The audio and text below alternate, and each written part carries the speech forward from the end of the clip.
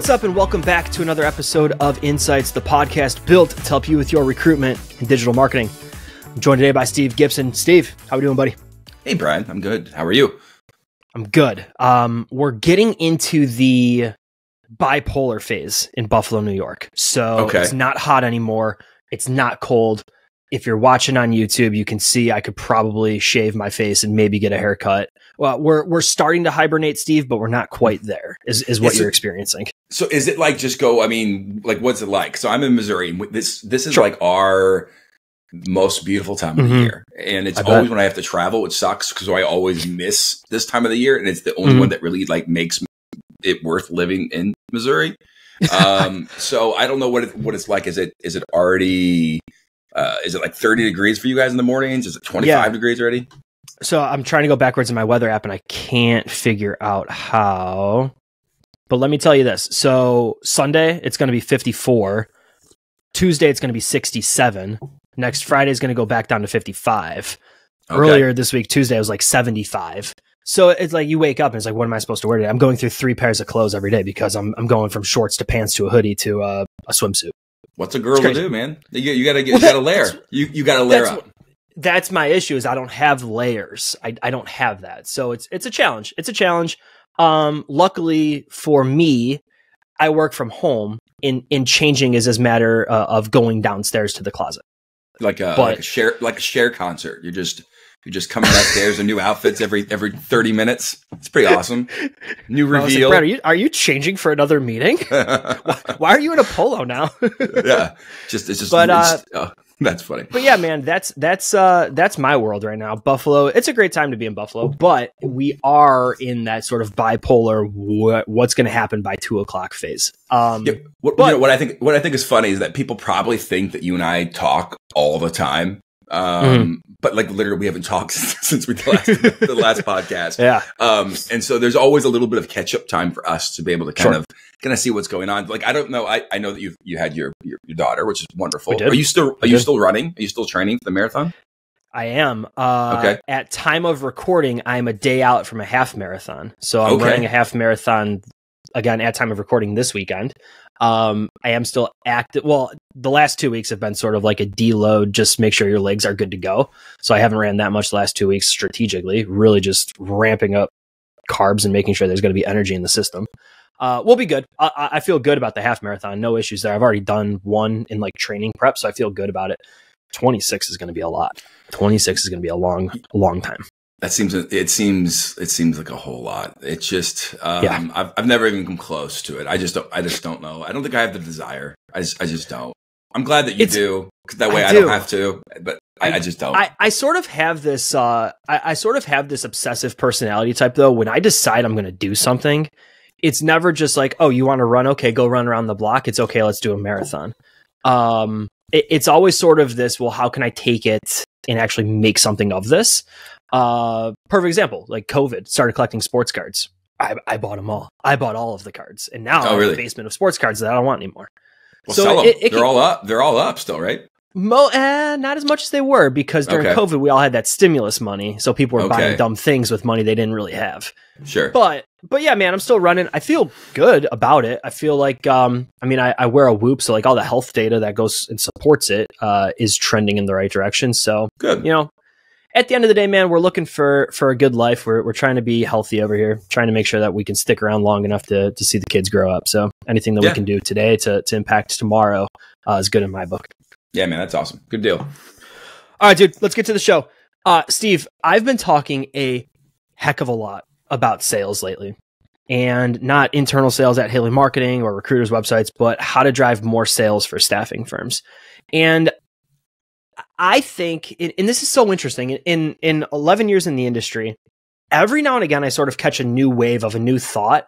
And it's something like, oh, I should have been doing that all along. But I caught an interesting wave 2 weeks ago. I was working with a client out of Pennsylvania, and they were talking about their 10-step sales process. They're working with a sales consultant in the industry.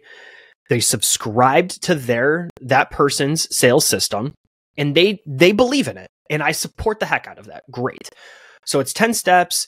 It involves one physical mailer. It involves, I think, 4 phone calls and maybe 5 emails, something like that, give or take, right? So maybe a couple of drop-bys, but for listeners, it's a 10-step sales process that involves a phone call, some email, in-mail, whatever, in one physical mailer.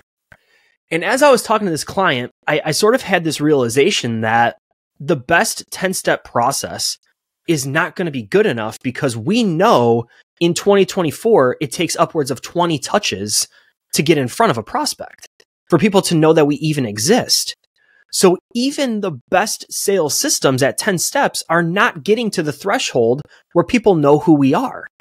So then on that call, I started thinking about, well, okay, how can marketing provide the 15 plus touches to support the sales system to get this client and their sales team to the number of touches that actually matter?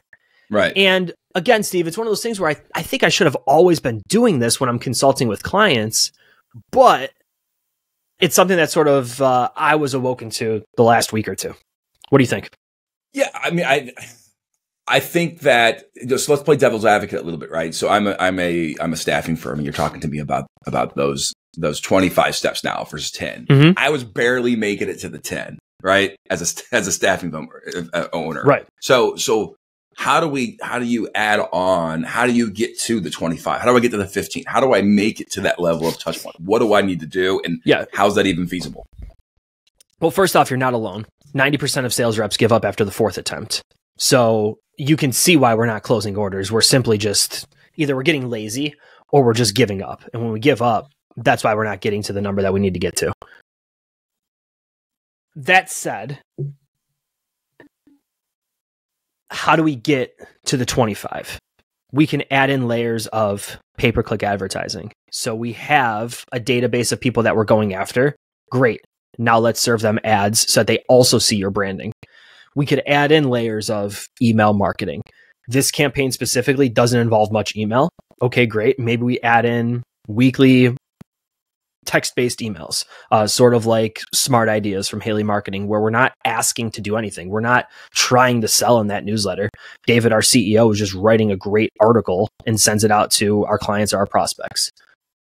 Social media is more touch points. Maybe we're running social ads on LinkedIn or Facebook, or we're just posting organically, whatever that might be.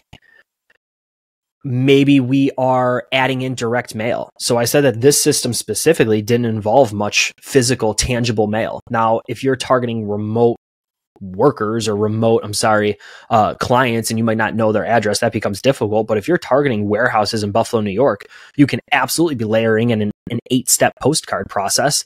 And now you're taking your sales system, Steve, from a 10-step sales process. You're adding in 8 steps in physical mail.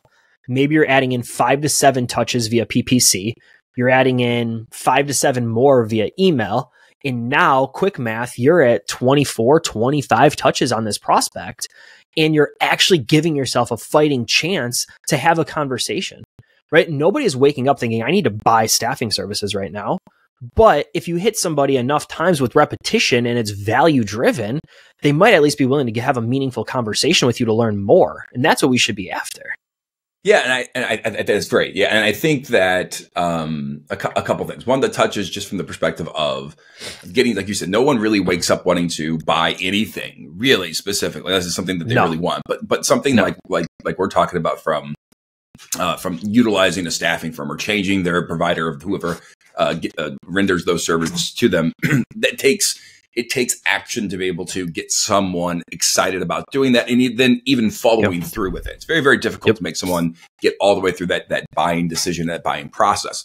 But I think that people think of marketing as this very limited. So let's use the 10-step process, right? Sure.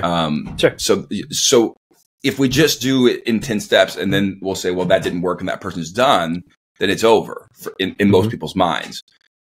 What I like about the 25 steps is that it extends it, right? It makes it longer. But at some point, we need to stop thinking about it as something that is a finite number of steps, but it's a perpetual touch points, right? Just year round, all the time, about how we stay in front of those prospective organizations that we want to be able to render service for, to help from a staffing perspective and even from a candidate perspective. Because if it stopped even after the 10, in a month, look, we talked about this on a podcast, not too long ago. They're going to forget about you, right? Your name's not top of mind anymore. So, so stop thinking about it as so much of this many steps and this has to take place with that. Again, there needs to be processes and things in place, but what is the kind of the perpetual way that you're able to touch and stay in front of these prospective organizations and candidates over and over and over again? And I think a lot of those things you mentioned, from email marketing to articles and creating content, social media, going to conferences,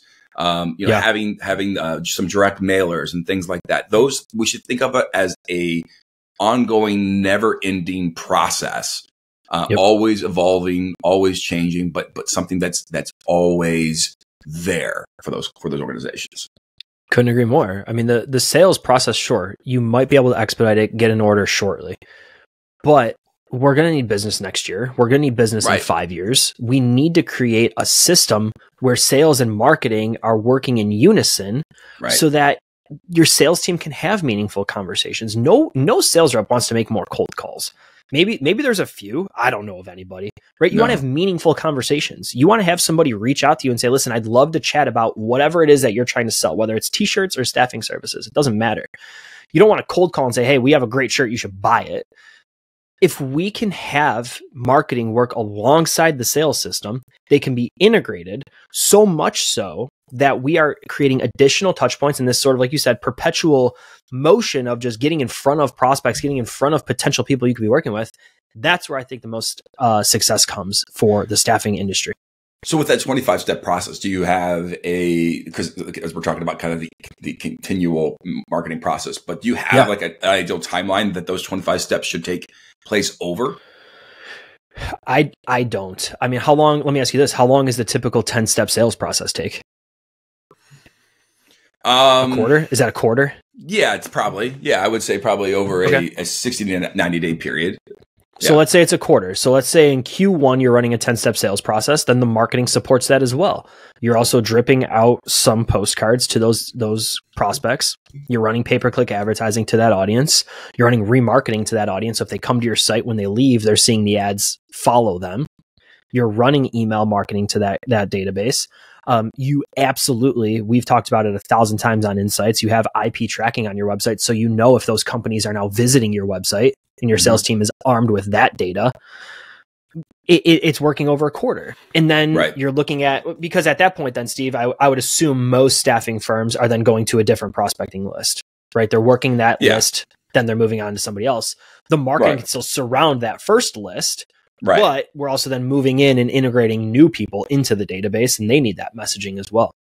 Right. Your more direct touch points go to maybe a fresher prospect list. But the things that you're already doing, like the articles and the social media and building that online presence, the things that are there should be able to help the other ones still see who you are, even though you maybe not sending them that direct mailer anymore. What do you think the hesitations are with this? Is it just implementation? Is it cost? What do you think people are maybe shy away from when you say 25-step sales process? I don't think I've ever positioned it that way. Okay. I will tell you that the client that I'm working with on it loved the idea. Okay. I have never positioned it in a way of let's do direct marketing to support your sales team in their sales process.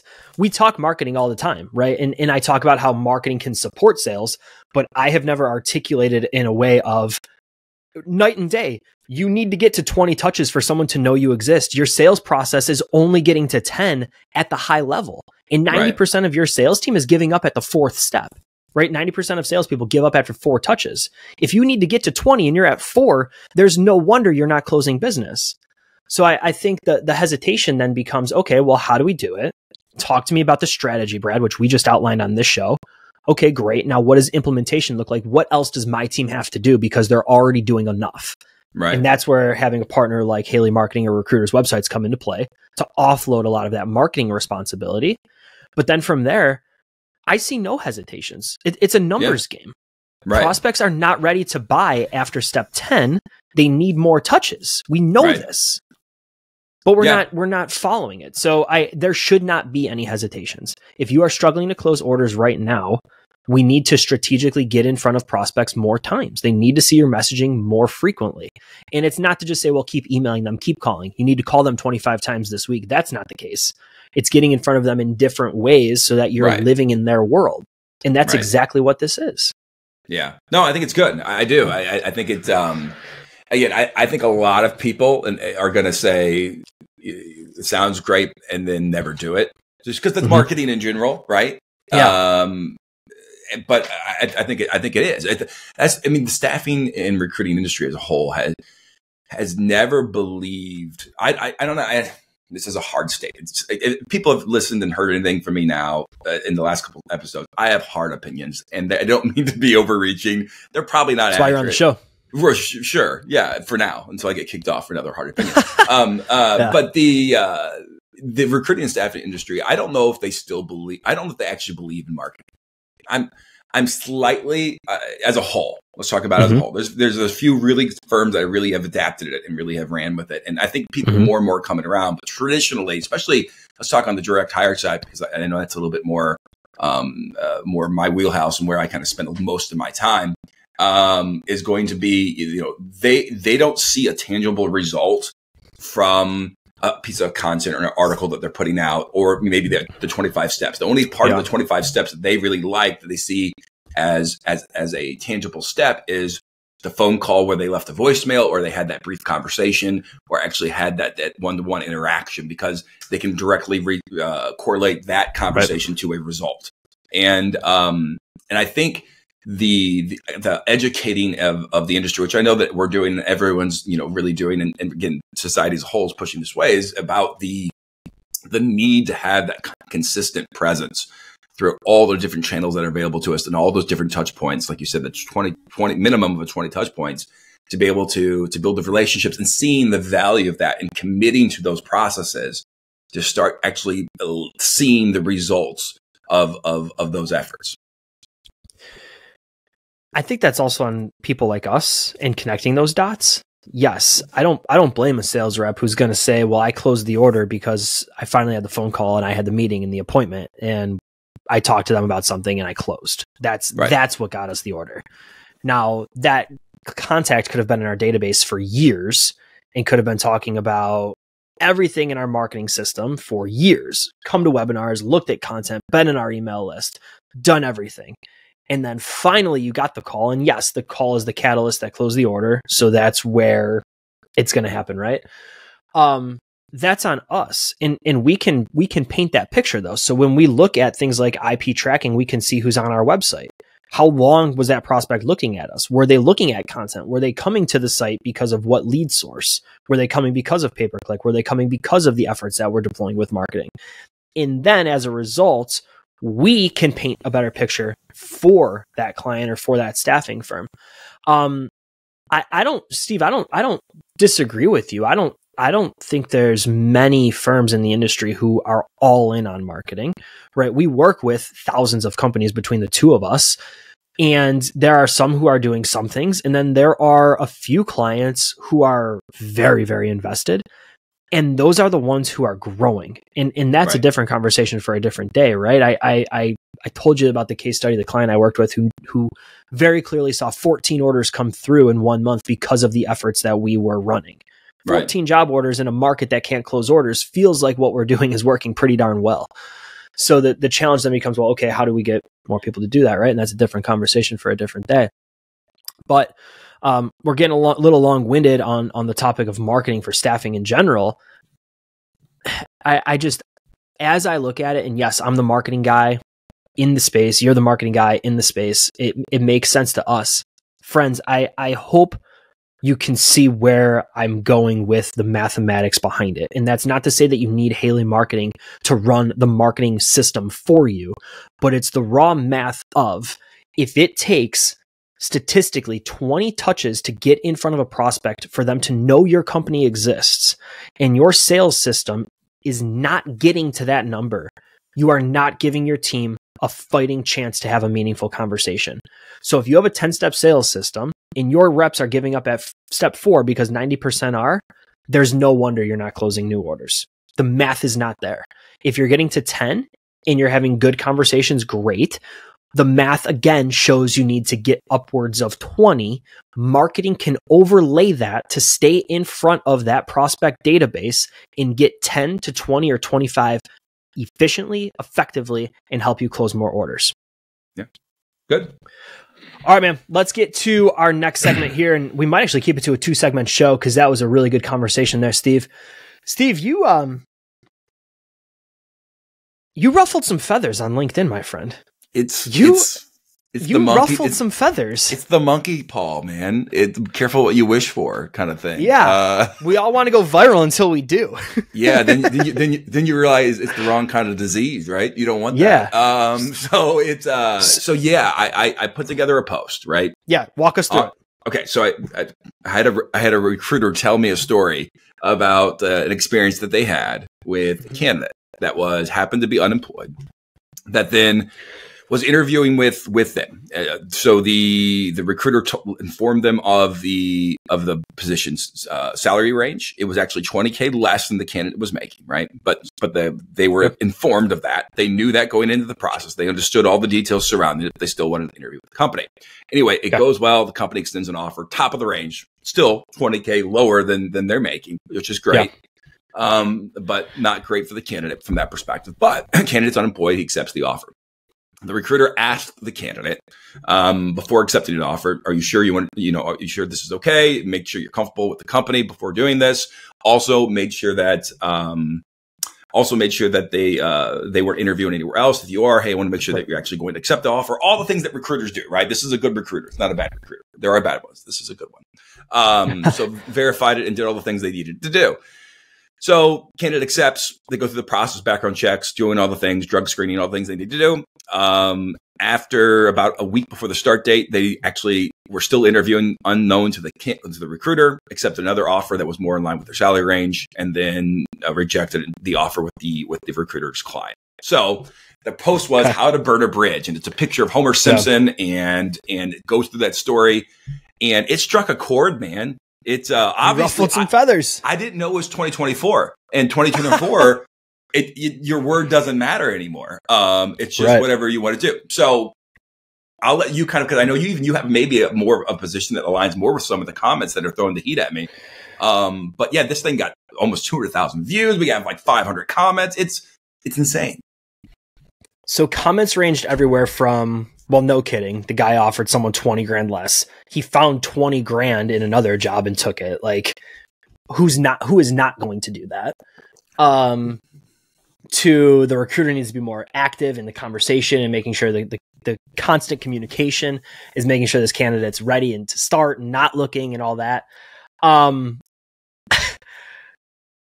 To grammar police, Steve had a couple typos, and out of everything, out of the entire story and everything people could get mad about, it's because Steve had an apostrophe S and it wasn't a possessive word. It was just, he said his clients and he spelled it apostrophe S, and God forbid you have grammar issues and people on a site on a professional site like LinkedIn. People were much kinder to me on that than I expected. Like, so it took like 100,000 impressions to get that out for someone to find it, which is great.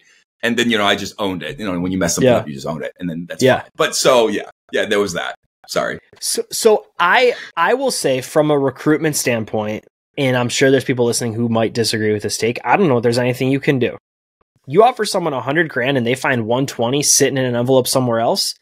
I think that candidate would be dumb not to take it. Now, sure, there's work-life balance. Okay, we'll let you work remote sometimes, or we have a 401k, or we have, like the Benny's package is a little bit different, right? And your benefits outweigh the 20 grand.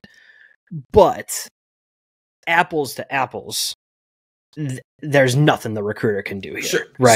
So, all right. So here, let me. So I don't think the issue of burning the bridge was because the person went for another offer that was better for them and their family. No one would expect anyone to take an offer they're not comfortable with. Sure. I think it was in the lack of transparency with the recruiter that was openly, actively trying to help that individual secure a step in their career. And all they were looking for is, yeah, you know what, Steve, I am interviewing several other places. I like this offer, but it's still $20K. I know that I knew that going in, but can we try to get more? Because I do really like the company. So can we continue to push the envelope? Or if not, I'm going to keep interviewing. And then there's a lot of things the recruiter can do, right? Because a lot of people are talking about the livelihood of this individual and they got to support their family. I get it, 100%. That's great. But that recruiter's livelihood depends on that placement as well. And that client relationship. So, there's a lot of things that go into that. So the recruiter feels like they're getting cheated on, right? You finally find a candidate, right? Lied to, cheated on, whatever. Right. I would wager this happens much more frequently than your LinkedIn post. All the time. That's why it struck such a chord. Yeah. Right. I bet this happens at almost the majority of people who are working with recruiters are also actively looking themselves, or two-time in the recruiter and they're working with Steve and they're working with Brad and they're saying, hey guys, or hey Brad, find me a job. Hey Steve, find me a job. Right. And they're playing the system. Because, and I think I know where you want to go with this, there's no loyalty to the recruiter. Right. You are just a person trying to find me a job. You're a middleman at that stage of the process. Now, we can change that. And I think where you want to go with this is how to build a relationship with your candidates, build a relationship with your talent, build a relationship where, you know what, man, I can't look for another job because I don't want to let Steve down. And if I let Steve down, it would wreck me if I did something like that to him. And I'm sure there are great recruiters and elite recruiters who have that relationship. But when you operate transactionally, this is going to happen every single time. And if we treat the industry and the activity of finding somebody a job as a transaction, that's why people are going to leave for 20 grand more. Or on the warehouse side of things, and we see this all the time, people are going to leave for a quarter an hour more, 50 cents an hour more. They're going to go from warehouse A to warehouse B because of that. It's a transaction. Right. And that is one of my biggest takeaways of it. So just reading the comments, obviously people are awful. That's number one. People were attacking me and I'm not even the recruiter, man. Calm down. Cool. I'm just proposing a situation here. But Dr. Seuss over here telling a story. Right. And number two, they're like attacking and like you in all caps. I'm like, oh man, calm down. Number two is, I think that it showed that there, and maybe everyone already knows this, but just to emphasize it, that there is a greater issue between recruiters and candidates. And the need, like you said, to build relationships, to build rapport. I don't think the candidate owed the recruiter anything from the perspective of having to take the position, whether they had a great relationship or not, but the ability to be able to trust that recruiter and think of them as an advocate, not just, I know they're paid by the company, but as an advocate, not just somebody that's, like you said, work in a transactional process, but it's truly someone that has my best interest in mind and their client's best interest in mind, and being open and willing to communicate with them. That's not there. And looking at the comments, I'm sure it's there in some small degree, but the majority of those comments, people do not trust recruiters. They just don't. And that's a big, big issue. When you talk about, and if you read things like Recruiting Hell on Reddit and you read these comments and you just read the general thoughts of the public on our industry, one, they don't understand what recruiters do. They don't know the difference between internal recruiters and external recruiters. They don't grasp the whole concept of every aspect of the work and the effort and the time that recruiters put into what it is they do every day. And this is not on the candidates. This was the thought that came to me. It's on us as an industry to do a better job of educating them about our value, about what it is that we do, about why you should be open to communicating with us. And it's very tough to do because you have these large corporations that are factories that take kids out of college and say you're a recruiter today, and they just try to melt them, make them burn and turn them. They're people that they know and they just throw crap at the wall and see what sticks, right? Yep. And so you have that element that's stuck in the industry that ruins a lot of the perception of it, and that's what most people experience. But I'll just use I think the Pinnacle Society does a good job of this, trying to illustrate their value of what they do and those recruiters and the effort they bring to the table. I think that's something that if as a whole, if we can do a better job educating on why candidates need to trust us, that we're not just there for the paycheck, and actually not just be there for the paycheck, have that mentality that's there, actually believe what we're talking about here. But if we have an effort to be able to educate them, the public in general, I think it would be very advantageous for the way that recruiters are working. Because right now, man, I got more and more depressed. Yeah. every comment, and I don't recruit anymore, right? I mean, it's been 10 years since I worked a desk, but man, it's like, golly, I feel so bad for anyone trying to fight this uphill battle of working with these candidates, because if that trust isn't there, no matter, like you said, how good you do your job, you may do everything right. I mean, you're never going to be able to really work a process or help a candidate or help a client in the way that you need to. Is it the number one industry where the people who are bad at their jobs truly ruin it for the people that are good at their jobs? Like, hear me out. Like, there's bad pizzerias. You still buy pizza from somebody else. Sure. You have a bad experience at one hotel.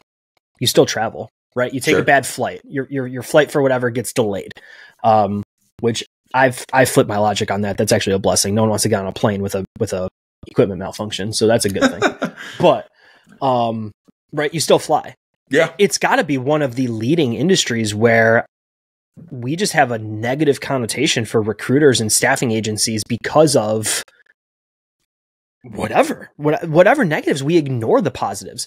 And for me, that screams the importance of reputation management and needing to have positive reviews and needing to have case stories and needing to have the positives about the clients you work with, the candidates that you help, the people that you help on a daily basis. Because in an industry where we're plagued with negativity and negative stereotypes, it's really not hard to stand out as a best of staffing company. And I don't mean to use that phrase as I understand the branding best of staffing. I didn't mean it that way. I just mean as a best staffing agency, because to generate the number of reviews that it takes to cut through the local market isn't that difficult. It's a low barrier of entry there. Right. It's got to be one of the worst industries though for that type of methodology, right? Yeah, well, it's really interesting that you put it that way because, like you said, I'll go to this pizza place versus this. I'm not turned off pizza in general, but people are turned off recruiters in general because of one bad experience with a recruiter, despite the brand that may be there. It's really interesting. Yeah, I mean, it's or a friend got burned by a recruiter, right? And like, Steve, if you have a lousy pizza in Missouri, it doesn't mean that I'm not going to eat pizza tomorrow night in Buffalo. Right. But if you get burned by a recruiter, it will absolutely impact whether or not I call one. And that is super, super interesting now that sort of that light bulb just went off. Yeah. I think it's got to be one of the leading. Go ahead, please. Well, it's probably because I'm trying to think of the reasoning, but so beyond like a spouse or a loved one or a parent or a child passing away, right? Mm-hmm. A career change is one of the most stressful things that an individual will do. It's high stakes, right? It's everything because it's your livelihood, it's supporting your family. So there's so much pressure there.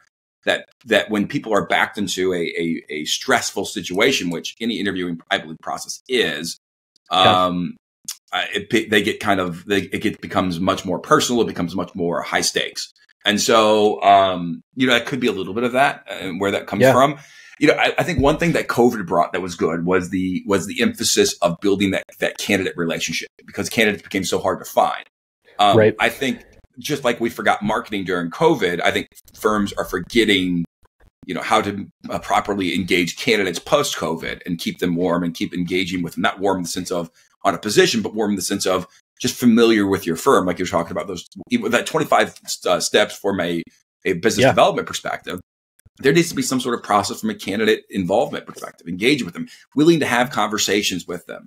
And because it's very difficult because there's 100 candidates to one client, it's very difficult to do that on the phone every day. So you need to do that through social platforms. You need to do that through content you're creating, becoming demonstrating your expertise through things like LinkedIn, through content, through newsletters that you send to candidates, actually providing some value to them. Because if we don't, they're only going to have the experience that they had with us, which is probably submitting their resume and then not getting a call back because in our business, that's just the reality of one person's 100 people may apply, but one person's the fit. What are you going to do? Yep. You can't fix that.